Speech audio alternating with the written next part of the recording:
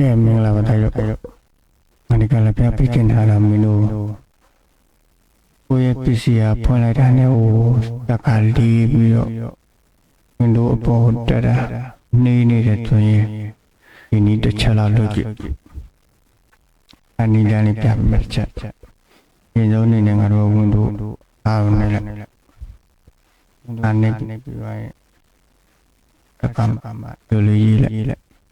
ဒီပြဒီโอเคလေးပြလိုက်ဒီလိုပြငါတို့ကဒီမှာအားခောက်ပြလိုက်အမိုက်ပေါ်လေးနေလိုက်ကွာဒီငါတို့ဒီမှာလည်းမဖြတ်နဲ့ကွာဒီကနေဖြတ်ရမှာ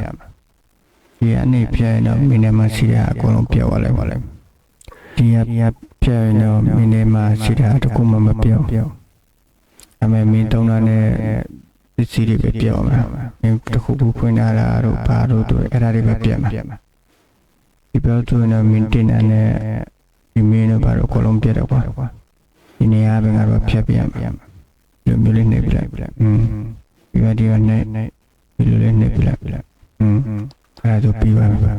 အဲ့ဒါဆိုမင်းတော့တစ်ခေါက်မင်းဒီမှာမိုက်ပုံနေရလေးမတယ်လိုလေးနေလိုက်ဒီလိုလေးနေပြလိုက်